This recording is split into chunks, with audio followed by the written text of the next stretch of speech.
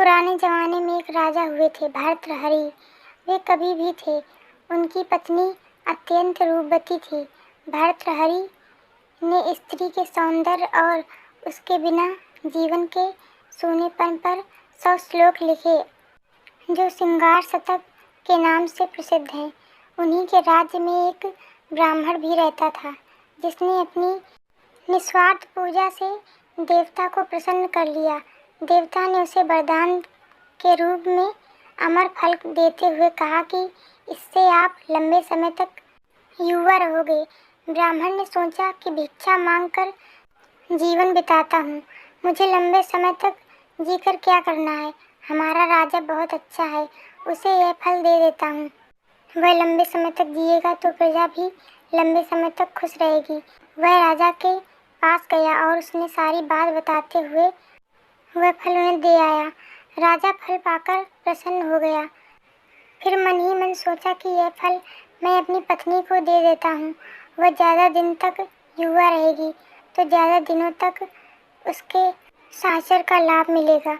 अगर मैंने फल खाया तो वह मुझसे पहले ही मर जाएगी और उसके वियोग में मैं भी नहीं जी सकूँगा।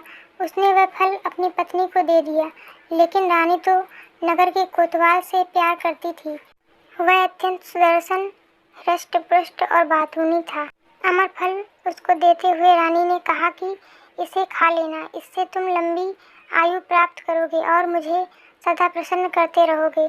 फल लेकर कोतवाल जब महल से बाहर निकला तो सोचने लगा कि रानी के साथ तो मुझे धन दौलत के लिए झूठ मूठ ही प्रेम का नाटक करना पड़ता है, और ये फल खाकर मैं भी क्या करूँगा। इसे मैं अपनी परम मित्र राजनर्तकी को दे देता हूँ। वह कभी मेरी बात को नहीं टालती। मैं उससे प्रेम भी करता हूँ, और यदि वह सदा युवा रहेगी तो दूसरों को भी सुख दे पाएगी। उसने वह फल अपनी उस नर्तकी मित्र को दे दिया। राजनर्तकी ने कोई उत्तर नहीं दिया और चुपचाप वह अमर फल अपने पास रख लिया। कोतवाल के जाने के बाद उसने सोचा कि कौन मूर्ख यह पाप भरा जीवन लंबा जीना चाहेगा। हमारे देश का राजा बहुत अच्छा है, उसे ही लंबा जीवन जीना चाहिए। यह सोचकर उसने किसी प्रकार से राजा से मिलने का समय लिया और एकांत में उस फल की महिमा सुनाकर उसे राजा को दे दिया और कहा कि महाराज, आप इसे खा लेना।